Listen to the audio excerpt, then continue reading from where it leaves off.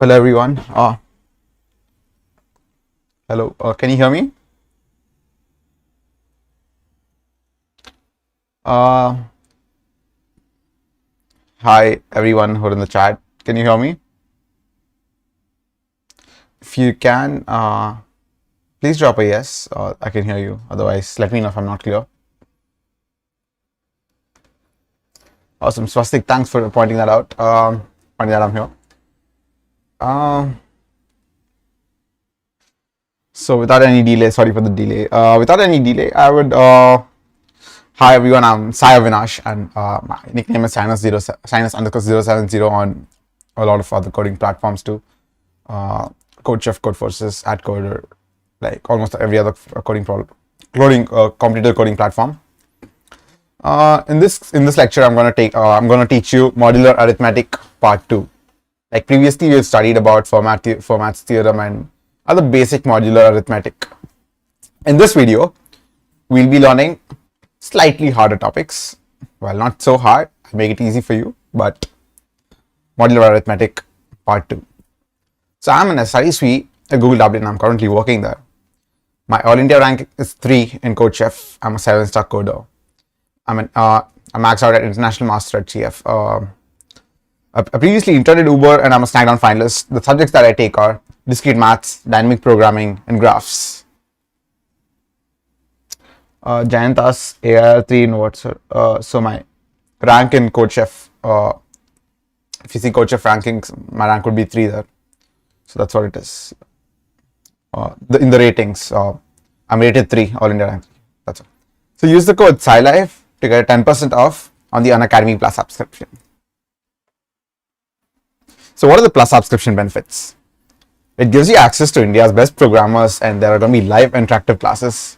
There's going to be complete doubt support, and there are going to be a lot of practice problems in CodeChef that you can ask. Like if you're in doubt or something, you can ask India's best programmers to get them to solve for you. So use the code SciLife to get 10% off on the Unacademy Plus subscription. SciLife, remember that. So there is a new career as a subscription, developer subscription, which is which have a lot of other benefits, which is just $9.99 per year. That's a different than what I'm doing here. So, Jayantas, I'm in 3rd year. Is it right for me to start competitive coding? Yes, it is never too late to start competitive coding. You should. If you think that's like right for you, and if you think that's helpful, you should probably use it. Yeah, you should probably do it. So, college projects. There's a new course, College Projects, which is a show every Friday night at 10 p.m. It starts at August 6th. It's by Raj Vikramaditya. He's already taking other videos, so you can check it out. So if you think this content is going to be useful to you, which if you're in your first, second or third year, I think it will be useful to you. If you think it's going to be useful to you, please do subscribe.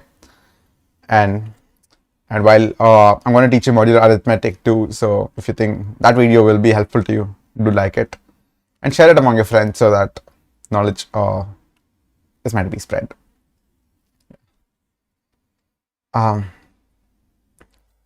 So Sumit Awa, in APA BPRC, how can we use format? You can't directly use format. You need to in APA, you need to use the Euler's variation of format. Check out Euler's theorem. Instead of p being a prime, it's usually it's a generalized version for non-primes, because A par B par C, A and B can B par C can be any non-prime as well. So use the variation. So without the variation, it's just a prime, but with the variation, it's going to be using some Euler-Toscan's function. So think about you can look at that. Pradita asks, which topic will you teach after number theory? After this, I'll go to combinatorics. Actually, combinatorics, you must have heard of binomial coefficients, permutations and combinations, and all that. I would be going there. After which, there are a few things planned, like problem solving and code forces problem solving and so on. So I'll be looking into that. So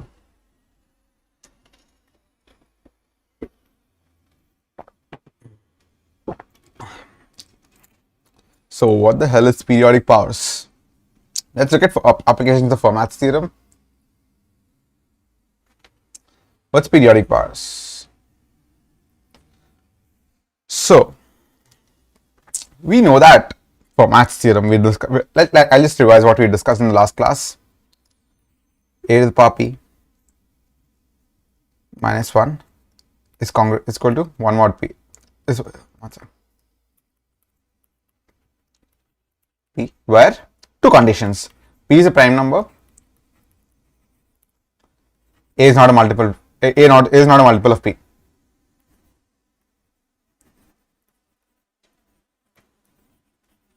All right, this is something that we've discussed. Sumit asks, police combinatorics. Yes, I'll teach combinatorics. It's right. So first, I'm going to teach this. After this, there are going to be 2 problem solving sessions. That's tomorrow and day after. And from the next week, I'm going to be teaching combinatorics, and my combinatorics course will include. I'll be explaining directly with examples, and for each example, I'll try to explain 2 to 3 ways of solving it, so that it gets ingrained into your head. So please stay tuned for that too. All right. So in the last class, we've studied 8 power p minus 1 is 1 mod p if p is a prime and a should be a multiple of p. All right. Now, we also discussed what an inverse is, A inverse. If b equals A inverse mod p, it means that b into A gives a remainder 1 mod p. And we also discussed that b is equal to A to the power p minus 2. Why? Because b power 0 is equal to 1 is equal to A to the power p minus 1. b to the power minus 1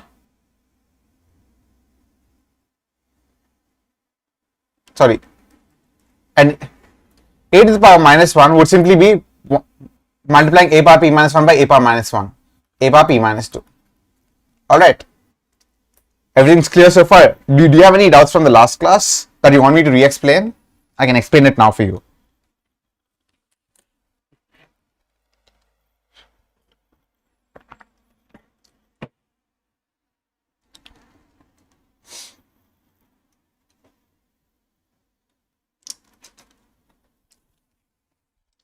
All right.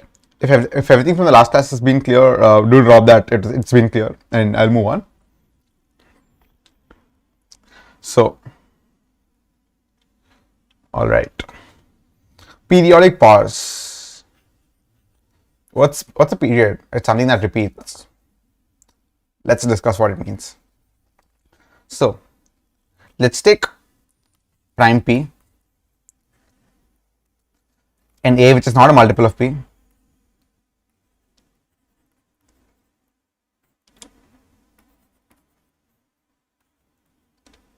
Right. Now, let's consider the sequence a power 0, a power 1, a power 2, so on, a power p minus 1, a power p minus 2. Sorry, I'll just use the a power 1, a power 1 mod p, a power 0 mod p, a power 2 mod p, a cube mod p. Consider the infinite sequence. Hi Safraj. So, will this ever repeat itself? Will this ever repeat itself? Yes, it will. Why? Like if you know that any number modulo p, some x number modulo p lies between 0 and p minus 1. Correct, inclusive. Now, if there's an infinite sequence, you can't have a new number each time. It has got to repeat at some moment. All right. And turns out the first time it repeats,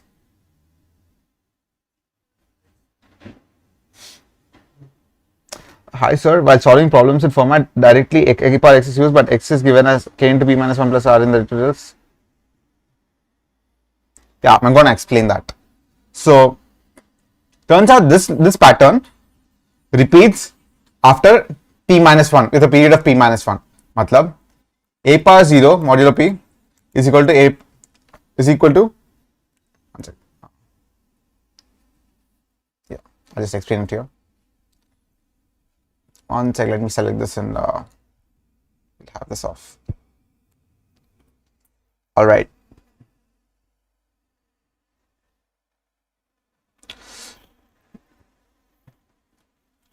If I explain this, it's going to be clear to you. Let's take the number p equals 5, and let's take a equals 2. A is not a multiple of 5. All right.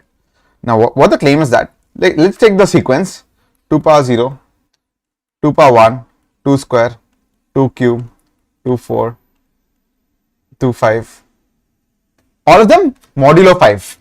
Take all the numbers modulo 5. Now 2 to the power 0 is just 1, 2 to the power 1 is just 2, 2 square is just 4, 2 cube is 8, it gives a remainder 3 modulo 5, right, 3. 2 to the power 4, it's 16, again it gives you 1. Now again, 2 to the power 5 is just 2 multiplied by 2 to the power 4, it's again 2, 4, sequence repeats, 3. So you can see that,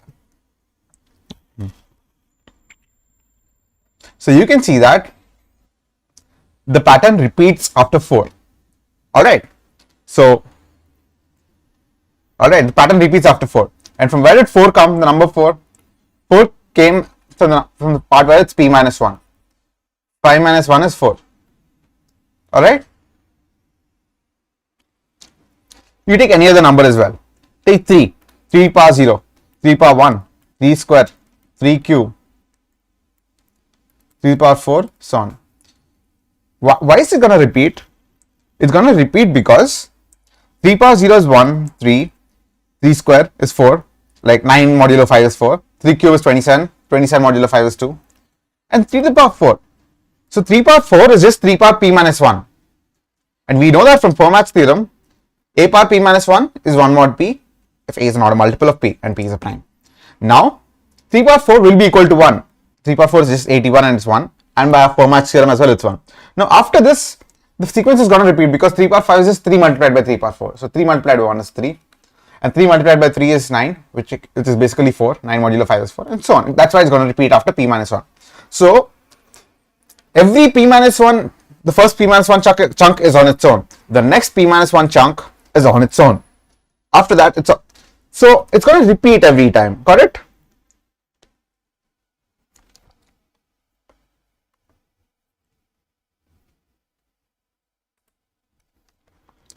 I have made that clear. Like, so a, one sec, let me get this thing straight. Yep. So a power 0, a power 1, a square, a cube, so on, a power p minus 1. Then again, a power p. Oh wait, I just made a blunder here. A power p minus 2. And then again, a power p minus 1 is going to be equal to a power 0. Then a power p is going to be equal to a. A power p plus 1 is going to be equal to a square, so on. And here you'll get a power 2p minus 3. Again, down, a power 2p minus 2 is going to be equal to a power p minus 1 because that's basically a power p minus 1 square. Comma, a power 2p minus 1, so on. All these numbers are going to be same. All these numbers are going to be same. Alright. Now what this means is, what does this mean? Note that I'm talking this in terms of reminders, not the number itself, the remainder modulo p. Alright. What does this mean is, what this means is, a power, if a number is of the form a power x, let's say we are just trying to compute 3 power. Okay, I'll just, instead of code, I'll just write any number, say 37 to the power, any big number, like 1, 2, 3, 4, modulo 7. It's this big number. Now, like, you want to calculate this quickly. How are you going to calculate this? How are you going to calculate this? First, 37. So wait, 1, 2, 3, 4. What is 1, 2, 3, 4? It's some random number. So let's see what it means. 1, 2,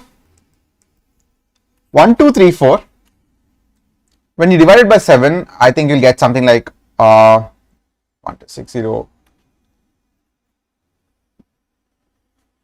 1, 2, 2, 5. Oh, sorry. 1, 2, 3, 2 plus 2. 1, 2, 3, 2 is a multiple of 7. Alright. This is 7 into something plus 2. Alright. 1, 2, 3, 2. If you take 7, you get 1, 5, and then 532. 7, 49, 4. Bring 2 here. 7, 6. 7 into 176 is 1, 2, 3, 2. Alright? Okay, fine. But no, wait. You shouldn't look the remainder. You shouldn't look at the remainder modulo 7. You should look at the remainder modulo 6. Got it? One sec.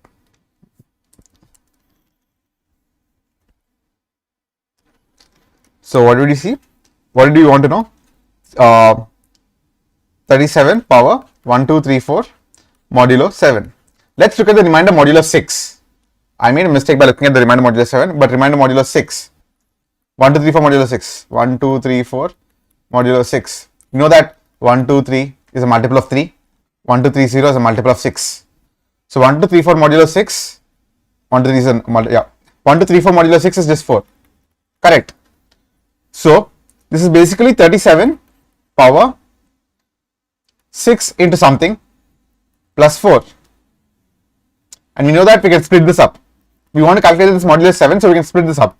37 power 6x into 37 power 4 modulo 7. Now, 37 power 6 is going to be 1 because a power p minus 1 is 1 mod p. So a power 6 is going to be 1 mod 7 because 37 is not a multiple of 7. So this is going to be 1. Now we just need to calculate 37 modulo 4. 37 power 4 modulo 7. Now 37 is just 2 plus 35, right? So we can ignore the multiple of 7 here again. So it's basically 2 power 4 modulo 7, which is 16 modulo 7 is equal to 2. So we did it very quickly. The number which looked very overwhelming at first, we computed the answer very quickly. Got it? Is this clear? Like, if you're not clear, can you drop it in the chat? I'll explain it again.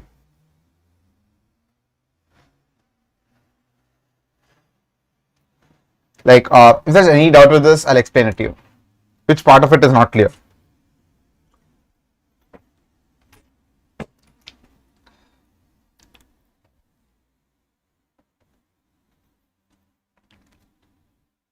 So does this answer your question, Sumit? Like, why do you take k into p minus 1 plus r, and you can ignore the k into p minus 1 part?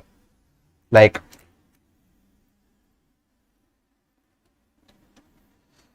so,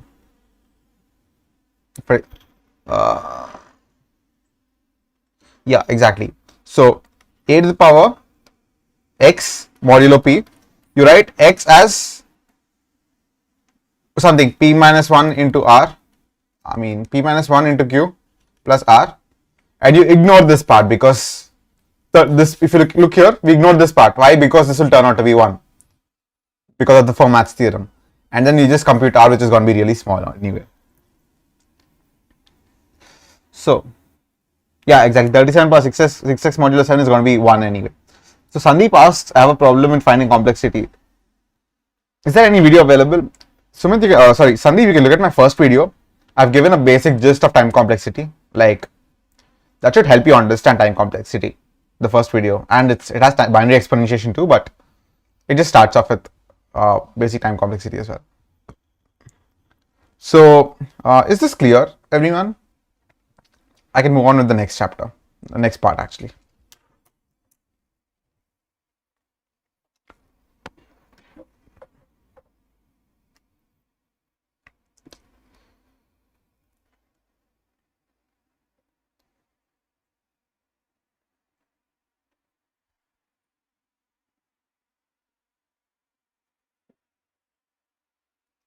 All right.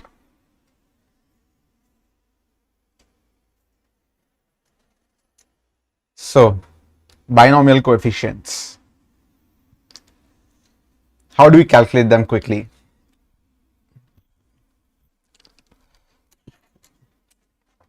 So it turns out with enough pre-computation, like with enough calculation beforehand, we can compute them in O of 1. Like what's a binomial coefficient first of all? Let's clear that out first. Binomial coefficient. This is something that's going to be used in permutations and combinations. Like if you've studied 10th grade or 11th grade or 12th grade, you must have encountered the number of ways to arrange n objects where number of ways to pick r objects from n objects. I won't go deep into that, but I'll just tell you what it is. Like it's n choose r, n c r, and that is given by n factorial by r factorial. I won't explain what this means and all that. I'll just show how to compute this. N minus r factorial. So, and we know that n factorial is like any x factorial. 1 into 2 into 3 into so on till x. Got it? Right. Now, say you want to compute, say there are t test cases. In each test case, you're asked to calculate, you're given n, r,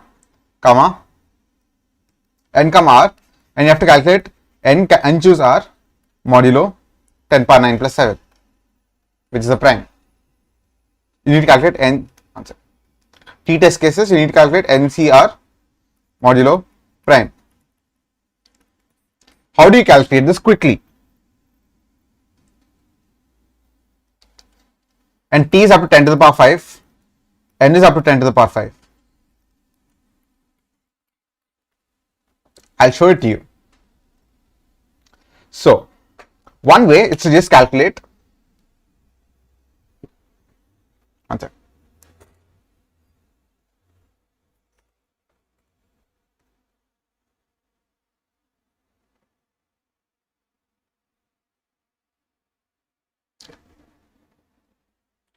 So, one way is to just calculate like factorial each time.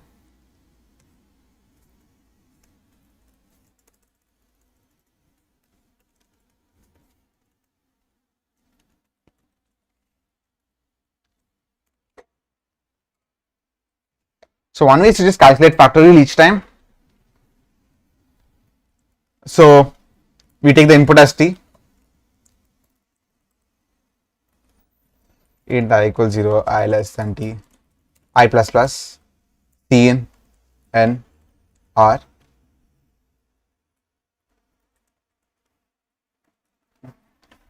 Note that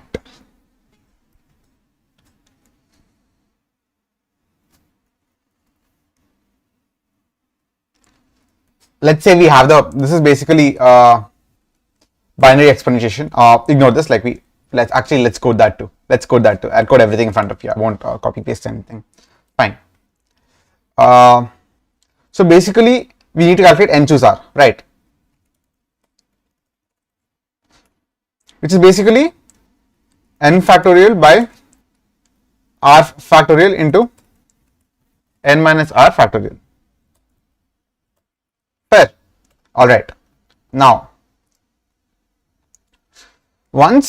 how do you calculate? So first, what we can do is we can calculate LL n factorial equals something fact of n, LL R factorial equals fact of R, LL n minus R factorial equals fact of n minus R. It will compute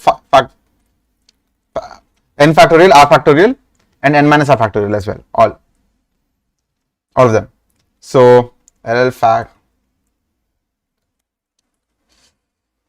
it simply return LL answer equals 1, parent I equals 1, I less than equal to n, I plus plus, answer equals answer into I modulo mod.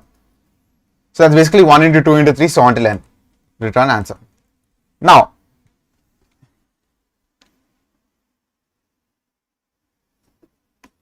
yeah, so now what we do is, now we know what this means using Fermat's theorem.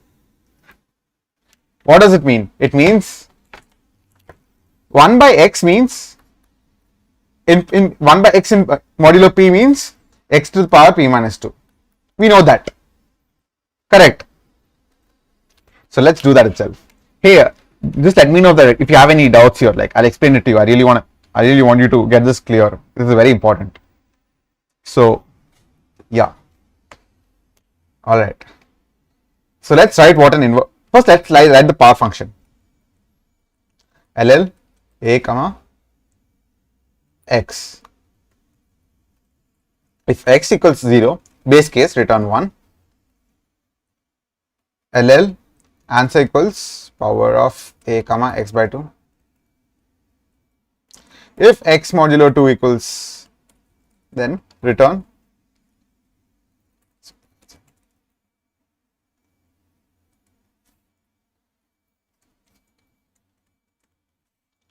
we know this, we've studied in the first video. So answer equals answer modulo answer, I'll just write this equal to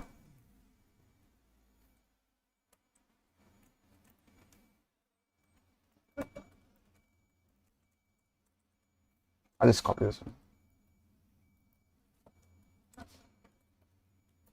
Return answer. Now we just wrote the power function. Alright. Now we write what the inverse is. LL inverse. LLA. This calculates a to the power minus 1 mod p. Alright. Return power a comma mod minus 2. So here you can just write it as LL numerator. First numerator is just n factorial.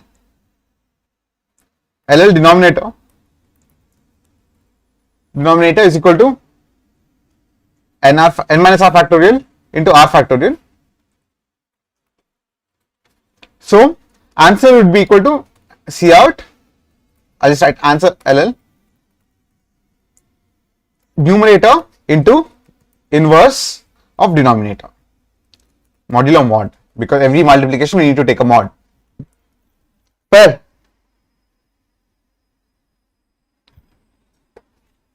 Yep. Once you just know what's going on, like things will become easier.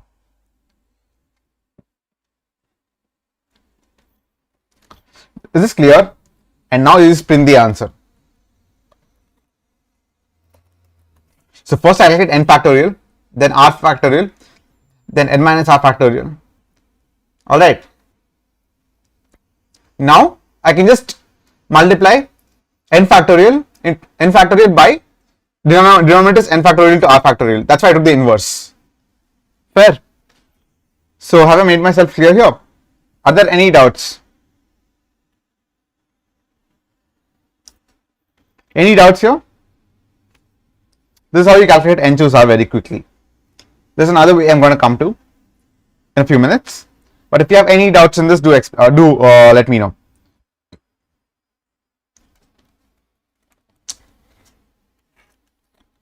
Yeah, thanks Sumit for telling that it's clear. Like if everyone else found it clear too, do tell me. Do tell you found it clear, or if it's not clear, tell me that it's not clear. I'll explain it again. So I'll just tell you this is n factorial,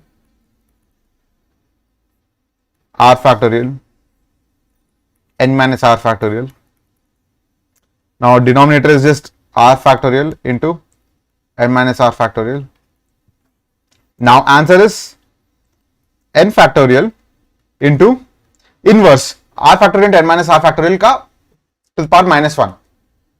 That's what we're doing here. And we know that x to the power minus 1 is same as x to the power p minus 2 modulo p. Alright, that's it. Very straightforward. If you have any doubts, do ask it in the chat. I'm looking at it. And if it's clear, please tell me it's clear so that I can move on.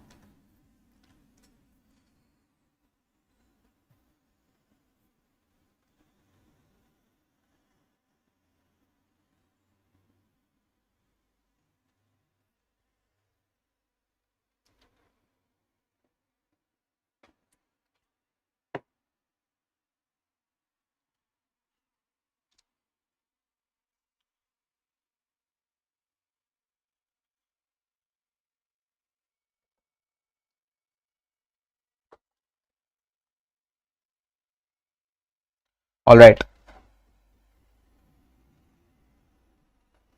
Now,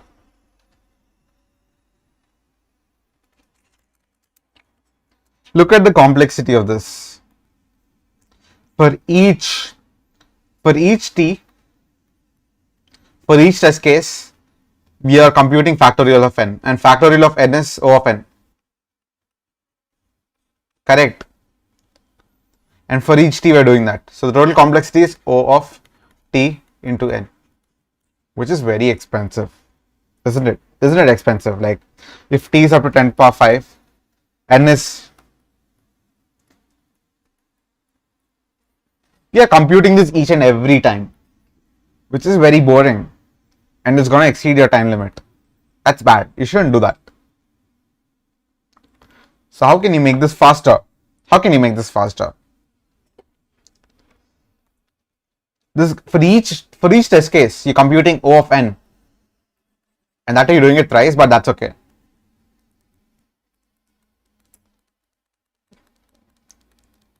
How do you make this faster?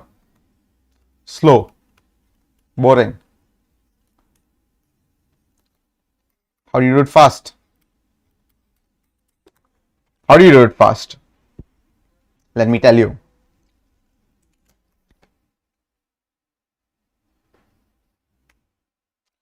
Swastik says DP. I mean, you can call it DP, but I think let's use DP for harder problems. This is so what we do is we use an idea called pre-computation. It's basically, you can see that you can see that we can just compute all the factorials and store it at one place and then reuse it multiple times. Correct. Instead of computing each and every single time. Correct. Pre-computation. Correct. You can use the idea called pre-computation, and you can instead of computing each and every single time, you can compute it at once and just store it there and reuse it whenever you want it. So let's do that. LL factorial, pre-compute factorials.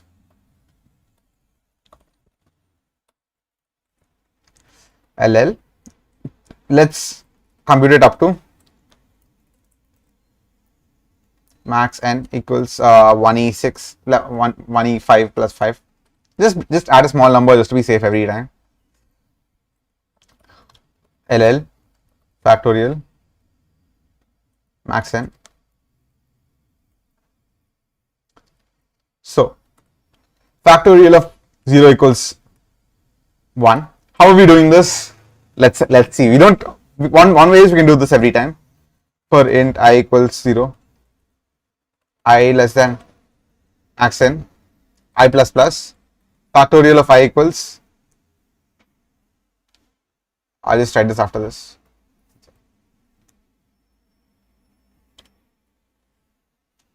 Factorial of I equals fac of I. I can call this every time, correct? But again, for each and every I, factorial of I is being called, which means O of I. For each I, it's O of I. So the total complexity would be O of 1 plus O of 2 plus so on till O of n, which means the total sum is 1 plus 2 plus 3 so on till n. The sum is n square, and n into n plus 1 by 2. Correct, which is O of n square. Again, falls back to slow and boring. How do we do it? How do we do it? Yes, that's correct. Once we have factorial of I, we can, from factorial of I, we can compute factorial of I plus 1 very quickly. And how are we going to do that? Let's see. Factorial of I equals factorial of 5 minus 1 into I modulo mod. Very simple. It's just this. That's it. Done. And we computed all factorials from 1 to n, 1 to max n, 1 to 10 to the power 5 in about 10 to the power 5 steps instead of the slow and boring method. And now at each step, instead of calling that function, instead of calling that slow function, we just first we pre-compute factorials, and then we just write it down here, n r. All of these computations are O of 1. Just accessing an array, that's O of 1, O of 1, O of 1, again O of 1, O of 1, and this inverse, calculating inverse is O of log n, log of mod. Correct. Any questions so far? So each we are doing this in t into logarithm of mod. This base 2, but you can omit the 2. All right. Computing this is log.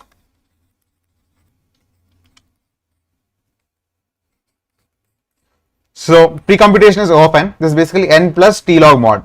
Logarithm is usually like, it's a small factor. In that factorial, multiplying it with 1 LL is not required. It's not required because factorial is already an LL. It's already long. So long multiplied by int will typecast to long by default. So there's no need to multiply. So this is what's happening here. So this is how we made it smart and quick. All right. Any doubts so far? This seems pretty simple, right? Like, instead of computing it at each and every time, you do it at once in the end. Like once before only compute all the factorials, and whenever you need them, you do an O1 access. Instead of computing the whole factorial 1 into 3, 2 into 3, so on, each and every time you need it. Instead of that, you compute it before and then you access it once. All right. Any doubts so far?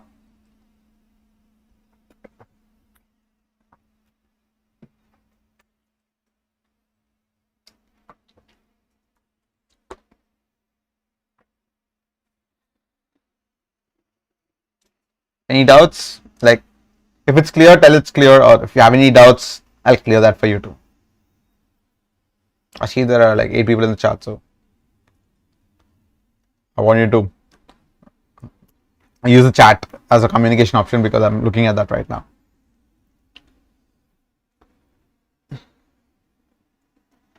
All right. No pressure though. Awesome.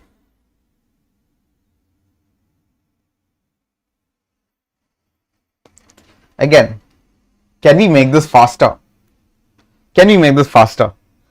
It's not required right now, but can we make it faster? Like, you need to explore all ways of making it faster.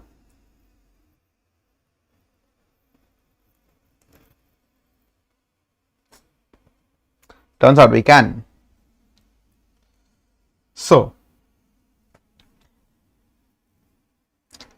denominator, here we are writing inverse of denominator. Can we rewrite this?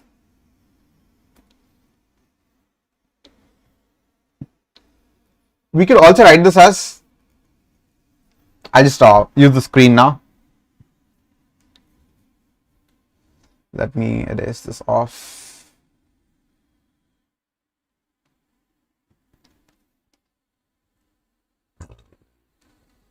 All right.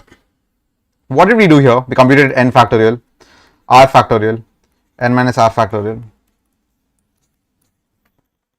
Now, n choose r is just n factorial into r factorial power minus 1 into n minus r factorial power minus 1. Correct? Straightforward, right? So far? Straightforward. All right. Now, we can compute this in O of 1. We can compute this in O of log of p. Log, because binary exponentiation takes log. That's okay. N minus r factorial. Can we do this? Can we do this even quickly? Turns out we can. So, we can not only pre-compute all factorials, we can pre-compute inverses of all factorials as well. And that's going to be quick. How will we do that? Let's look at it. I'll make another array called inverse factorial max n. So this will contain factorial of I power minus 1. Now we write for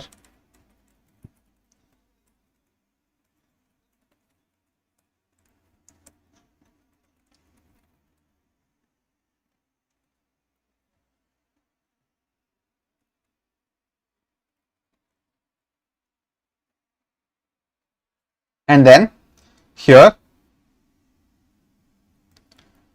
instead of this we just write inverse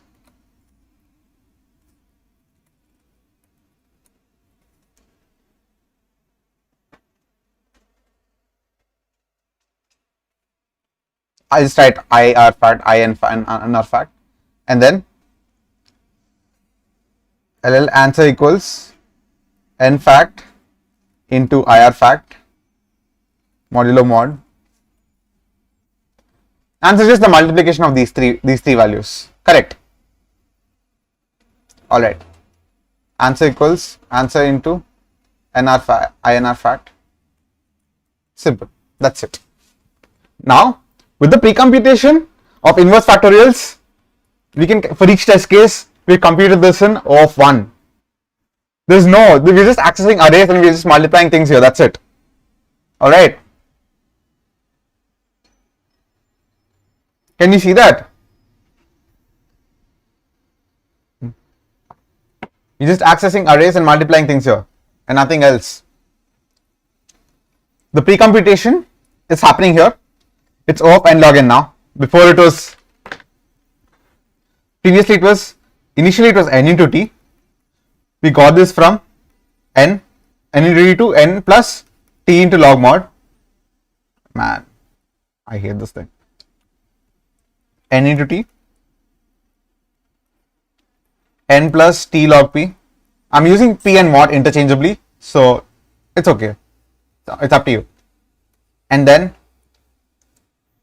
if you look at this, if you look at what we're doing here, this is simply this is O of 1, and this it's O of n into log n, because you can see that here each inverse function is being called, which means each inverse is going to take log of mod n into log p. So the total is t plus n log p.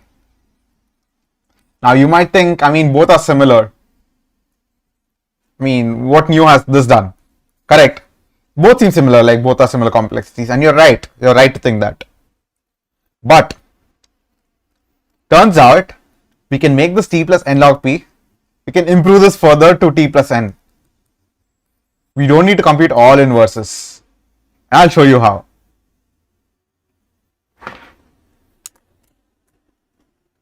So, alright, where's my sketch pad?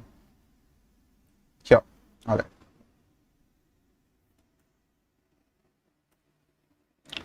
This will go into the dustbin. Alright. So, and have I been clear so far? Are there any doubts? Any doubts Literally any doubts. Doubts at any part that you have, like any part of the code that confuses you. Any line, please tell me if any line confuses you. I'm here to help you out here. If you find any code, if there's any tiny doubt in any code, any part of the code, please let me know. I'd like to help you out with this. And if it's clear, please tell it's clear, so that I know you've understood it.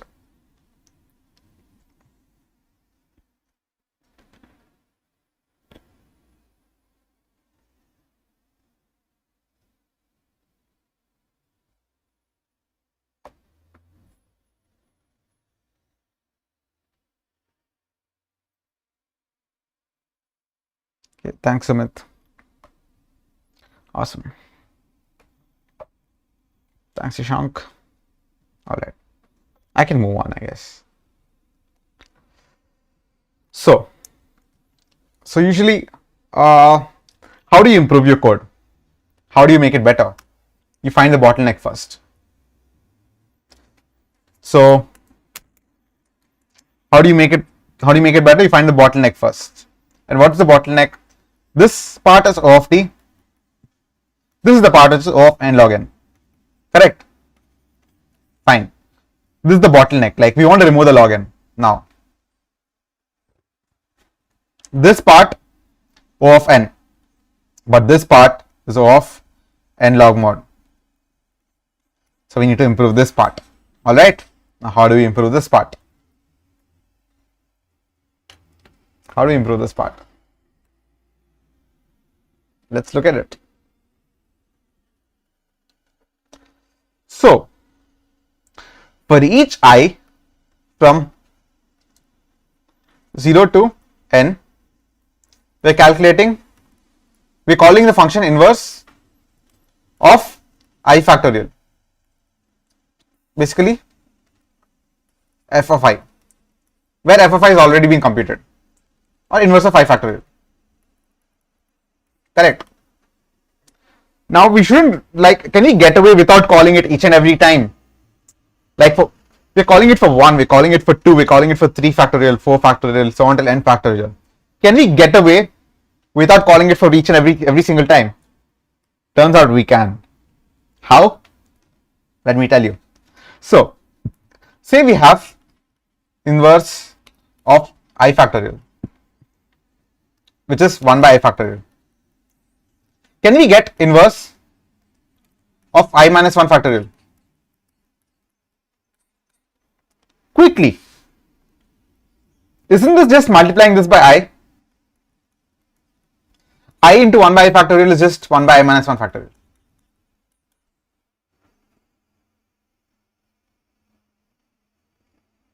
Simple.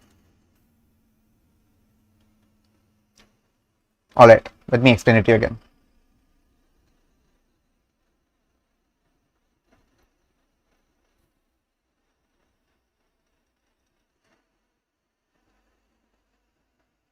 I'll explain it again, don't worry. So, say we have computed, I'll call inverse factorial as I fact of n. Let's say we have computed this. Say we have the answer for I fact of n. I'll tell you how we've computed that first. I factor of n minus 1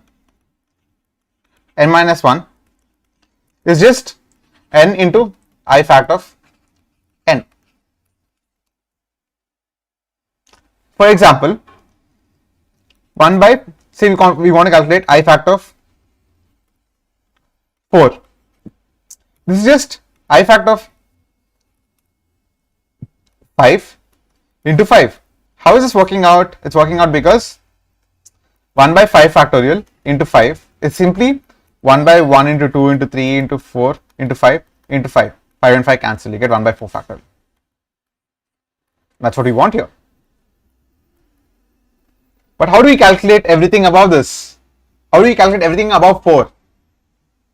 Simple. We don't need to calculate everything above 4. We just need to calculate the highest number. And from there, we start building up down. Got it? So what we do here is, why is my backspace not working, man? Fine. So what we do is, we calculate I fact of, you say we want to calculate all inverses from 1 to 0 to n. Just calculate I fact of is equal to, we just only for the largest number, that is inverse factorial of n, we call the inverse function. That's okay, but we're calling it only once. We call the inverse function and insert factorial of n. Fine, we're calling it only once. That's okay. For every subsequent time, we are doing it in O of 1. That is, this is going to take O of log of p. That's okay. Next time, n minus 1 is equal to n into I fact of n. We need to write a modulo p after that, but fine, like that. That's another O of 1 operation. Now we got I fact of n minus 1 in O of 1, like in constant time from I fact of n, which is a major improvement. Previously we used to call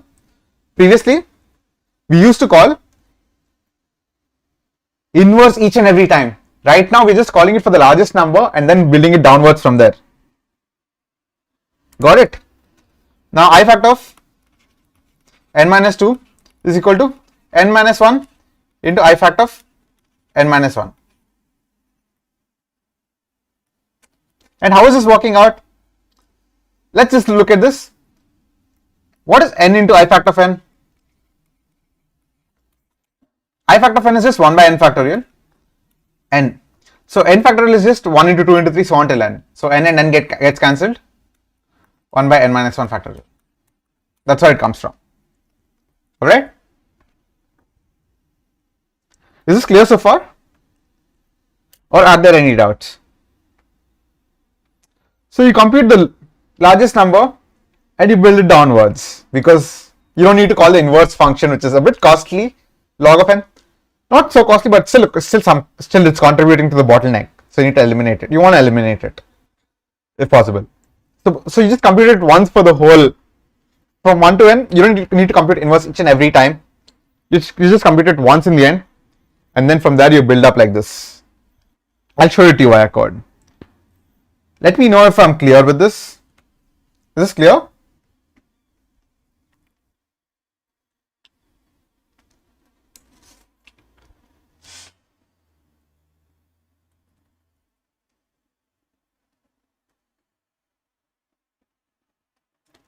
Sumit, and anyone who's on the chat, can you tell me if I'm clear?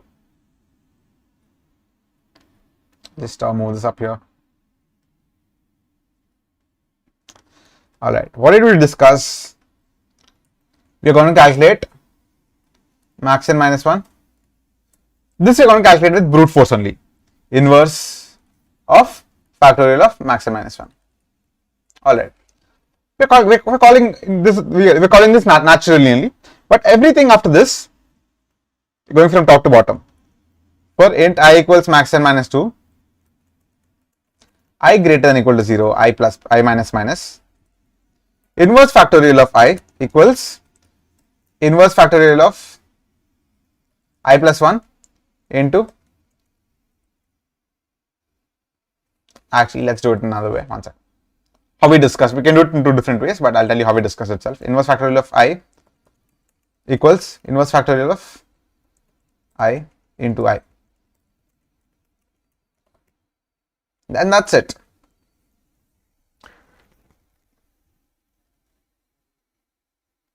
Oh, I read that Savior, but yeah, my teaching is I've just started teaching, so I'm teaching along with, I'm learning how to teach as well. So yeah, might not be as good as him, but know that I'm trying my best. So this is my first experience with teaching, so I'm sorry if it's not so good with you, but I'm trying. I'm trying to get better. I'm taking feedback. Can you please tell me which part is not, Savior, like it's okay, like I'm not going to be like, I like to incorporate feedback.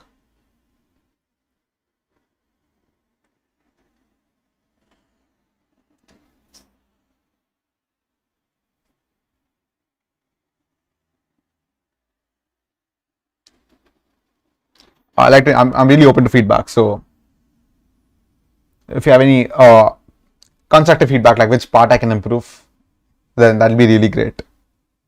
Like it'll be great for both of us. Like I'll improve your teaching and you will get the knowledge that I have to. Yeah, no problem. Like it's okay. Yeah. Fine. All right.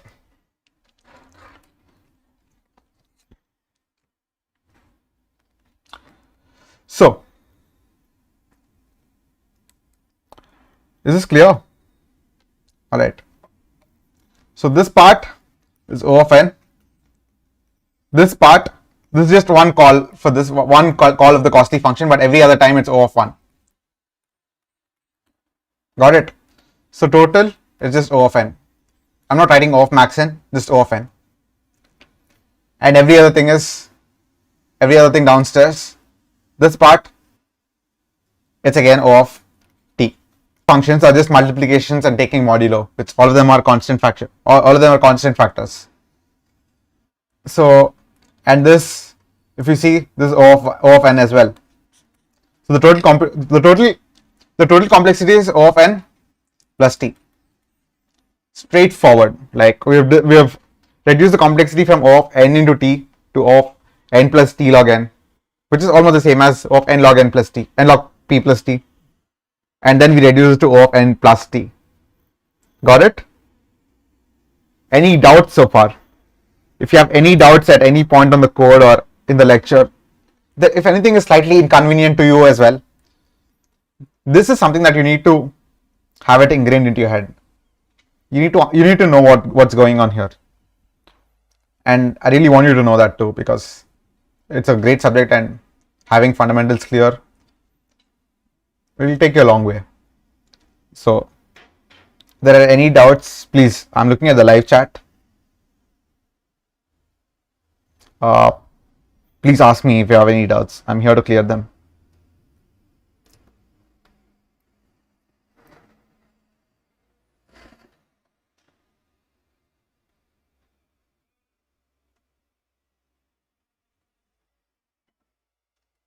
Sumit, what do you mean by big topic? Like, I didn't get it. Can you be more elaborate?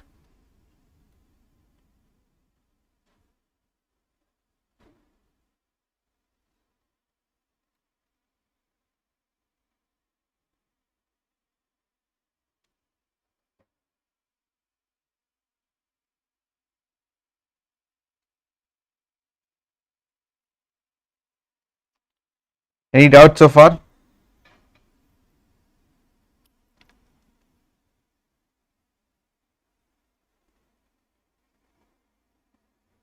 Sumit, yeah. While problem solving, there will be a lot of doubts.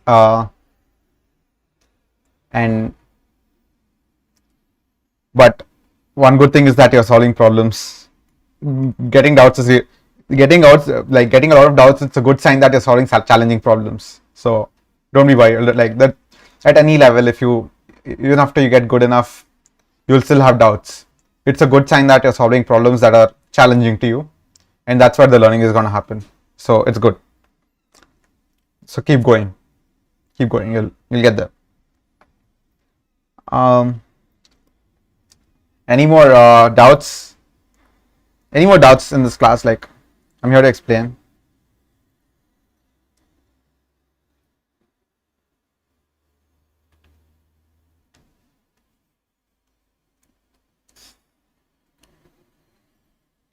Any doubts related to this class or code? If any line of the code is disturbing to you, please let me know. Here to explain.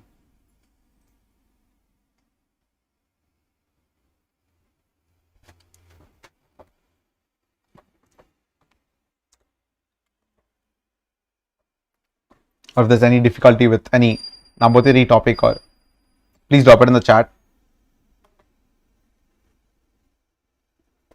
Oh yeah, directly.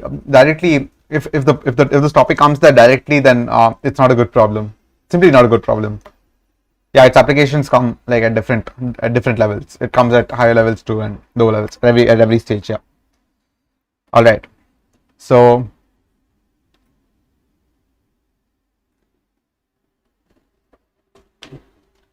I'll teach you another concept.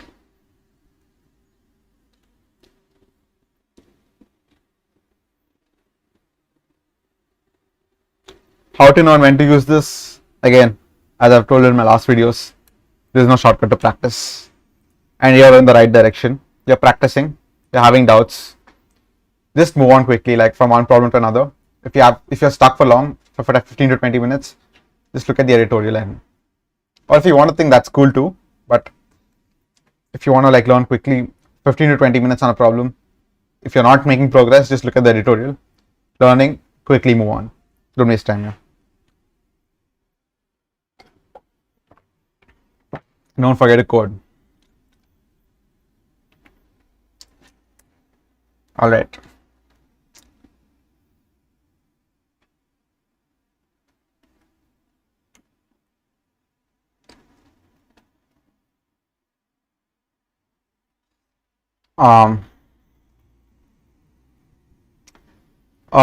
Is Miller-Rabin primality required? Honestly speaking, if you're a beginner, and honestly, I haven't used it yet. I haven't used the Miller-Rabin primality ever in my. I've done a lot of questions, but I haven't had the need to use it yet. I might have the need to use it in harder problems or something, but that's if I get till there. But so far, I've done a lot of problems in math and a lot of problems in CP, but I haven't gotten to using it.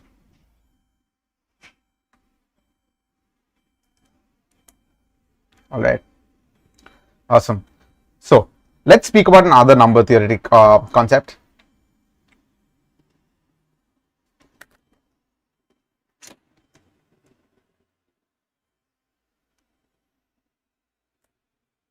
You must have heard of this question. Heard of this question where? Heard of this question where? The number of zeros at the end of n factorial. How many zeros are there at the end of n factorial? How many zeros are there at the end of n factorial? So for example, how many zeros are there at the end of 4 factorial? This is 24. I can't see any zeros, and I don't think you should do. That's 5 factorial. 120. 1 0. Let's take 10 factorial. 10 factorial. 36288 00.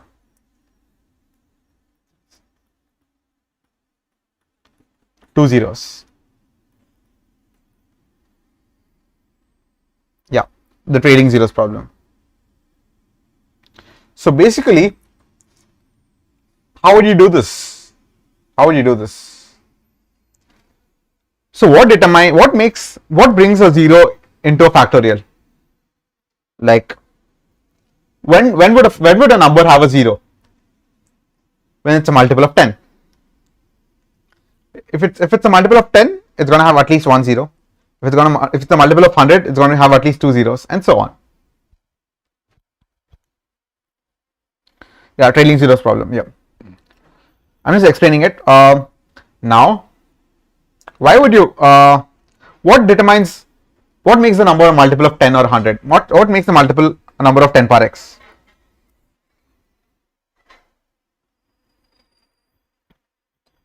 What makes the number multiple of 10 power x? Break it into its atomic parts. 2 power x into 5 power x.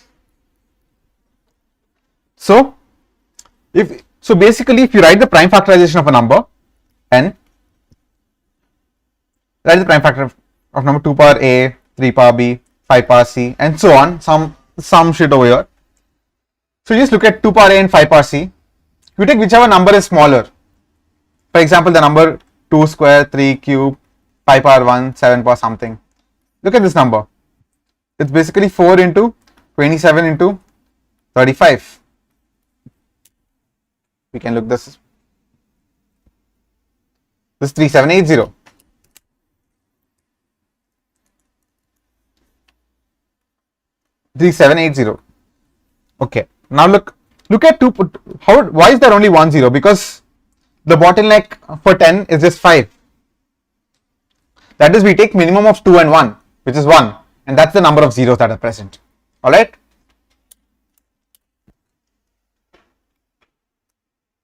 Meaning, what I mean by this is,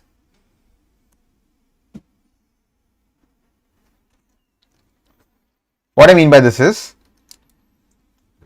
so given a number, the number of zeros it ends with is the whichever, write the prime factorization and look at the number above 2, like 2 power x, 5 power y. Ignore all the other prime factors.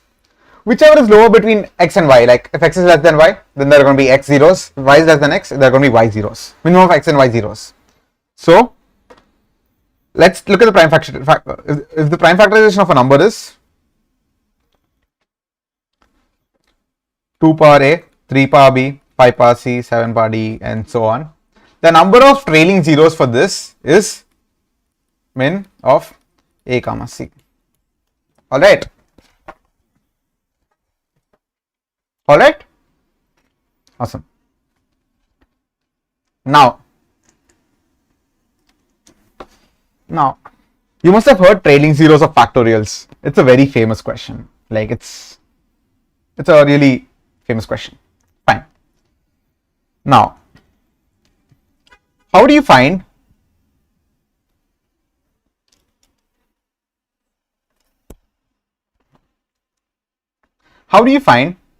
power of, like basically what we for a factorial given n factorial, if you want to calculate what a and c are, we need to know what a and c are to calculate min of a comma c, right? These are the number of trailing zeros.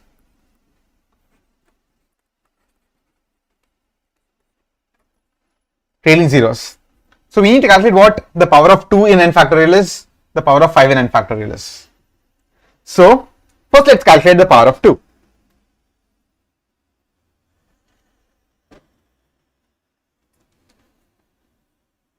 Alright. So what's n factorial? I'm giving you the proof as well. Like just know that. Oh, Venkatesh has a doubt. What's a doubt? Drop it in the chat. I'll look at it. So given n, it's basically 1 into 2 into 3 into 4 into 5 into so on till n. Alright. Now, what is the power of 2 in this? Let's just take an example. 1, 2 into 3 into 4 into 5 into 6 into 7. I'm taking a big example so that telling it is easier. So the power of 2 in n factorial is the number of even numbers, basically number of multiples of 2. Let's say number of multiples of 2 under n of 2, then plus for each multiple of 2 there's going to be a power of 2 added. Now for each multiple of 4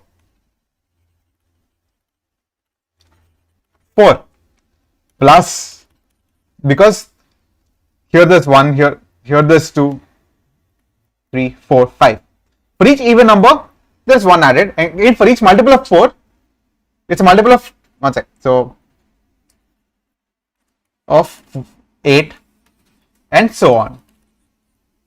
Is this clear?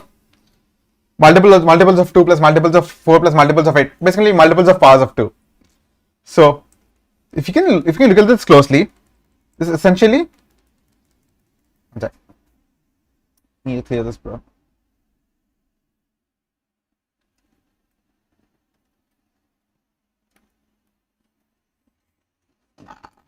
Okay, alright. Alright. So number of powers of 2 is just number of even numbers in under n is floor of n by 2. Number of multiples of 4 is floor of n by 4. Number of multiples of 8 is floor of n by 8. Plus so on till this becomes 0, at which point you can't divide further. Alright. So this will have 2, 4, 6, 8, 10. This will have 4, 8, and this will have 8. If you look at it closely, 4 is contributing twice, 8 is contributing thrice, 2, 6 and 10 are contributing only once to the power of 2. Can you see that? Is that clear? Any doubts so far?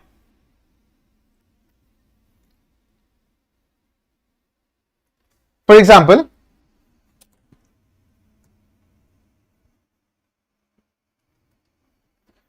if you take a bigger number,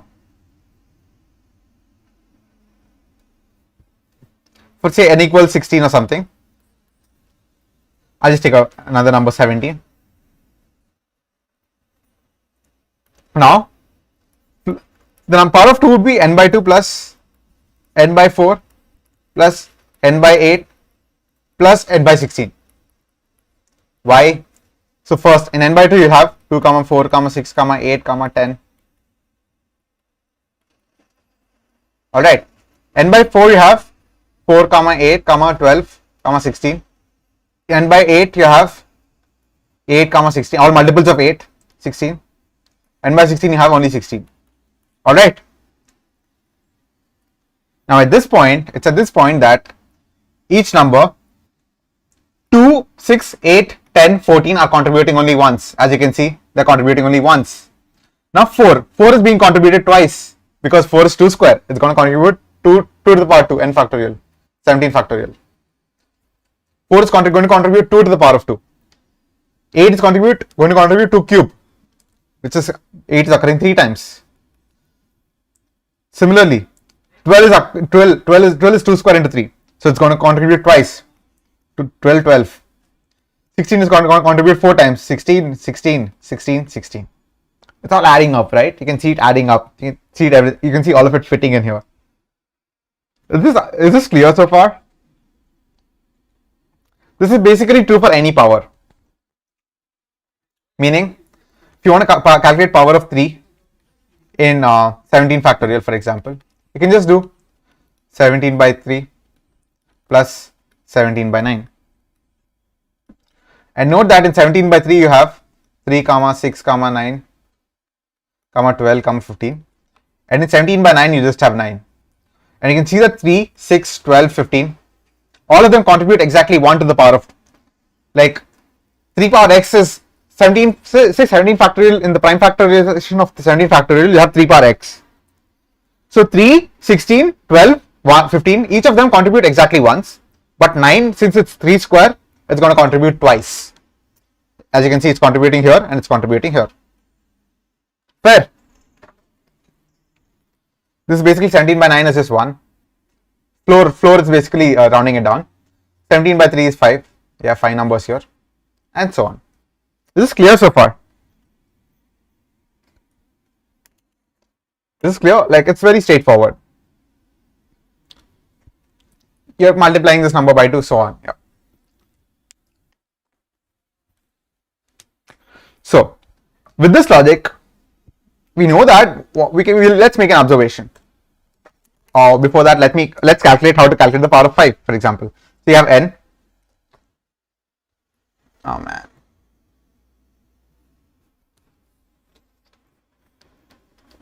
You have n.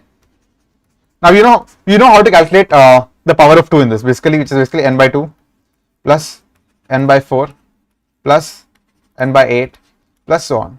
What's the power of 5? This is x. Power of 5.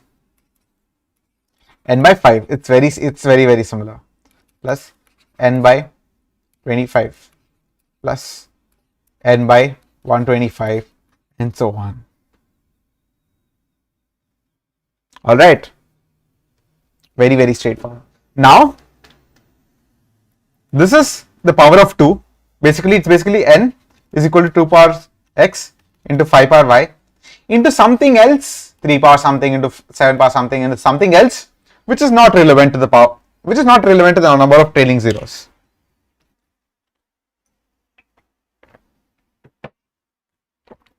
Correct?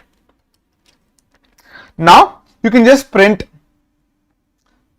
once you compute this and this, you can print min of x comma y, whatever is smaller. And one observation is that you don't need to compute this. Why do you need to compute this? You can see that this is going to be bigger than this anyway. Y is always going to be less than x. Power of 5 in n factorial is going to be less than power of 2 in n factorial. So you don't need to compute 2. So min of x comma y is always going to be y. So you just need to compute the power of 5. Is this clear? So basically, and this is where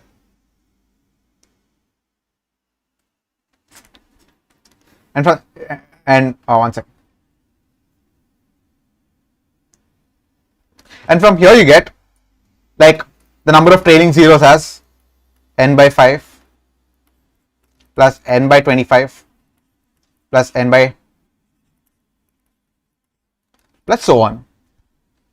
Another tricky question is, alright, first this is the number of trailing zeros.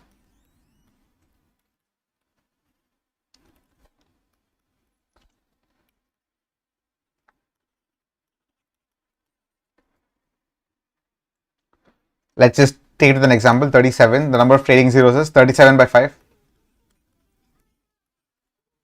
And one second. Plus 37 by 25. Everything else is going to be 0. So it's 7 plus 1, 8. There are going to be 8 zeros in the end of 37 factorial. Got it? Any doubts so far?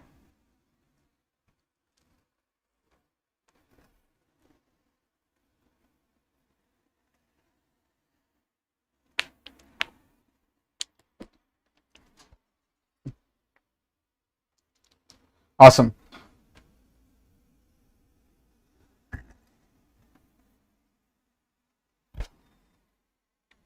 All right. Let me code this up. All this is like answer. Let me push this up. Yeah, all right. Let's print trailing zeros. Let's make a function. Just clear this up, never mind.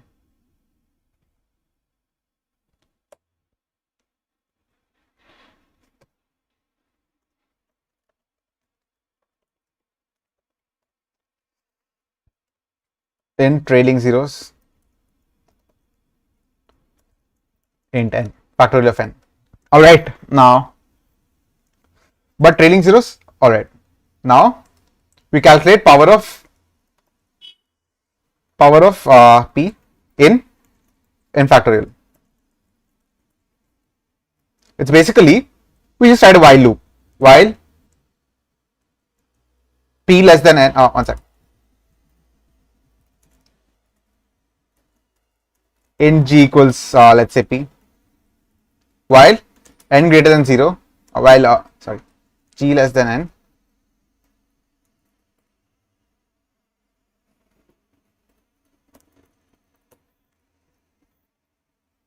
answer plus equals n by g, g into equals p.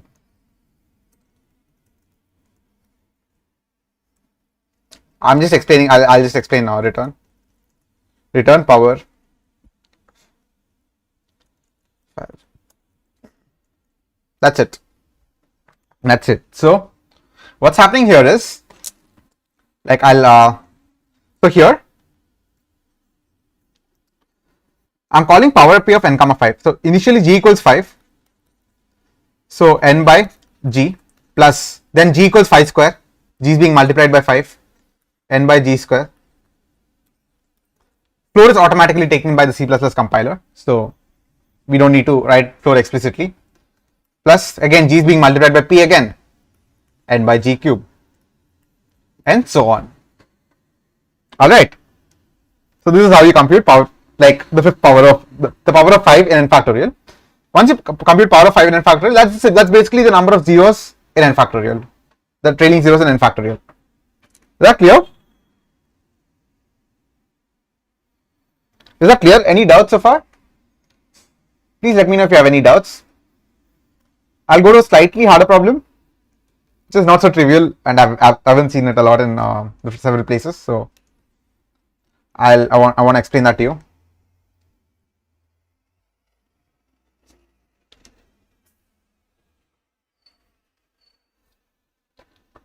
All right.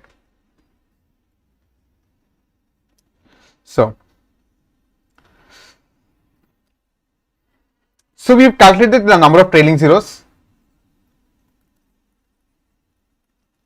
in n factorial. Now, a slightly harder twist.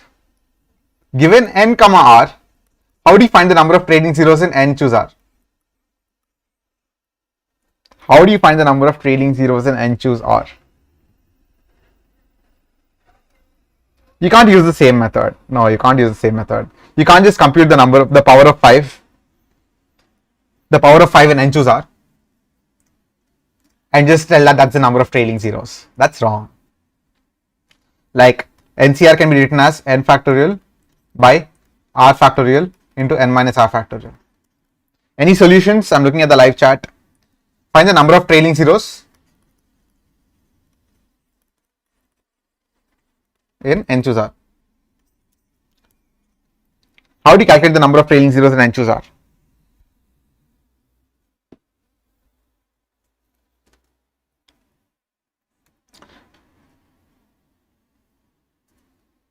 One thing we should definitely not do is calculate the number of trailing zeros in n and subtract the number of trailing zeros in r and n minus r. That is wrong.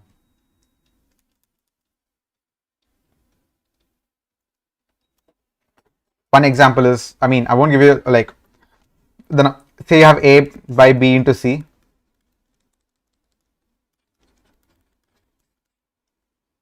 What happened? Okay.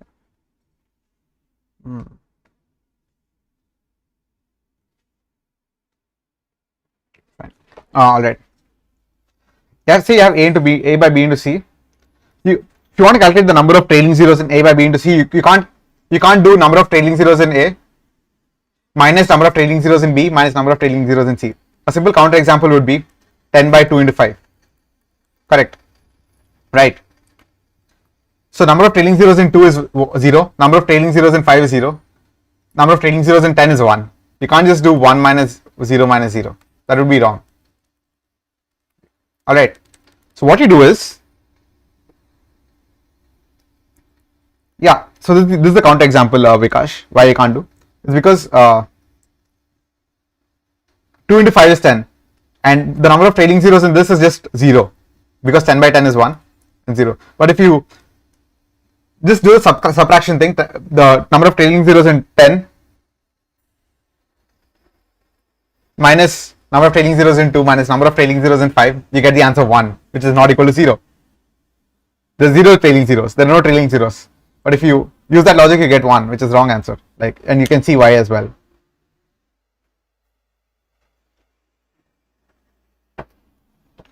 So what we do here is, again, we stick to the basics.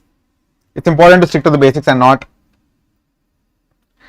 just blindly follow what factorial means. You need to stick to the basics. And what's our basics here?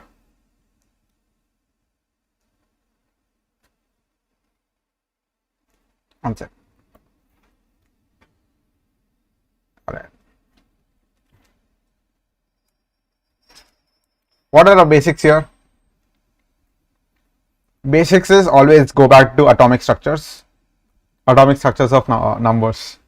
And what is the atomic structure of number? It's primes, correct? Like our basics. Let's stick to our basics. Given n comma r, what is the question? N factorial by r factorial into n minus r factorial. You want to find the number of trailing zeros in this. So what do we do first?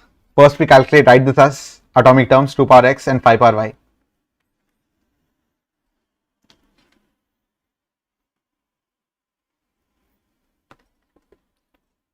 Now we write this as 2 power x into 5 power y and we calculate what the power of 2 in n choose r is.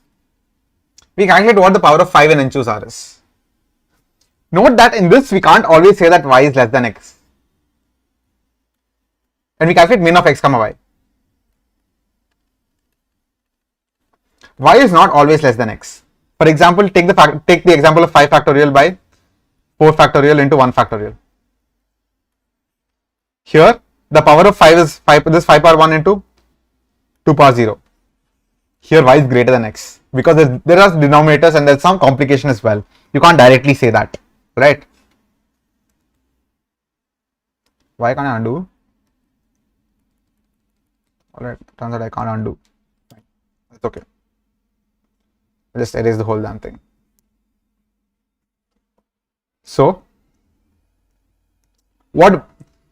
So this makes the problem slightly hard, but not undoable. We can do it. Sketchpad doesn't like me. All right. Awesome. Now, n choose R. Also, if you haven't subscribed to the channel, please do subscribe it. Yeah. You can't live chat unless you subscribe. So, yeah. N choose R is n factorial by R factorial into n minus R factorial. Now, what is the power of 2 in this? Power of 2 has a cool property. This we can do addition and subtraction like this. Like, it's basically power of 2 in n factorial minus power of 2 in R factorial minus power of 2 in n minus R factorial. Correct?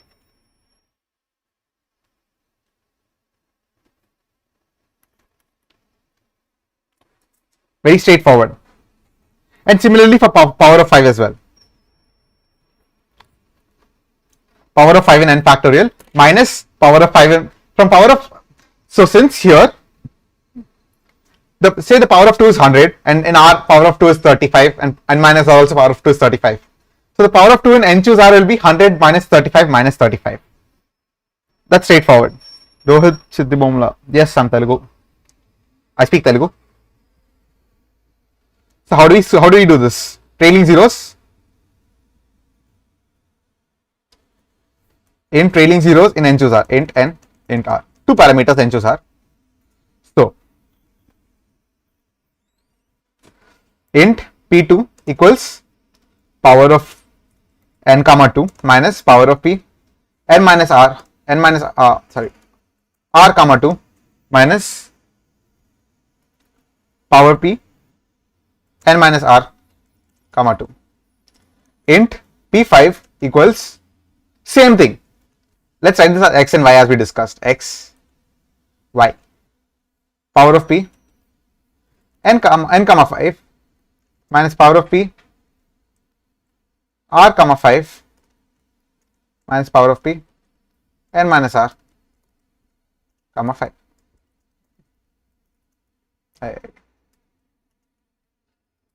So return minimum of x comma y. That's it. That is it. That's it.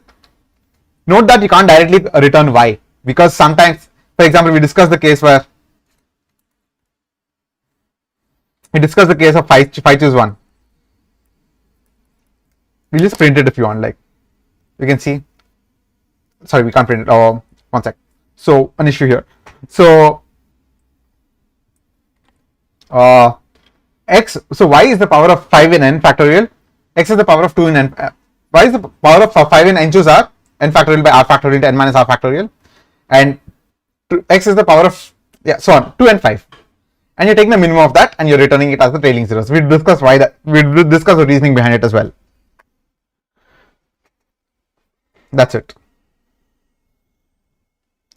Any doubts so far? Any doubts? Absolutely any doubts? I'm here to help.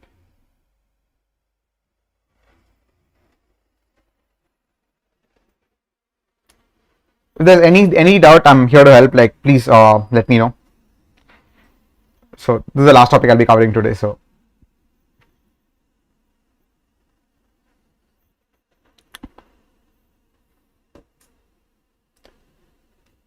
this is the basic logic. Like for n choose r, you can't directly take 5 because we found the exception here. 5 choose 1 is 5. So y is 1 and x is 0. Power of 2 is 0 in this, and power of y is 1. So y is not going to be less than x. So there are a lot of other cases. That's why you have to take power of 2 and power of 5 independently, separately. You have to calculate, and we have to take the minimum of that.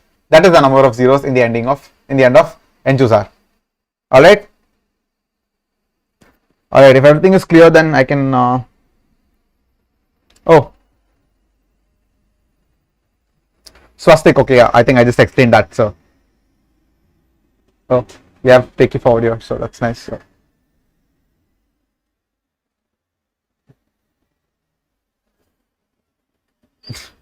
Yeah, hi Striver. So, all right. I guess I can. I'll end the session here. So, if you have any doubts, please drop it in the comment section. I'll look at the comment section when I move on to the next class. And if you haven't subscribed to this yet, do click the subscribe button, because there's going to be a lot more interesting content coming up, and I think that'll be useful to you if you just started programming, or even if you're a little ahead in programming.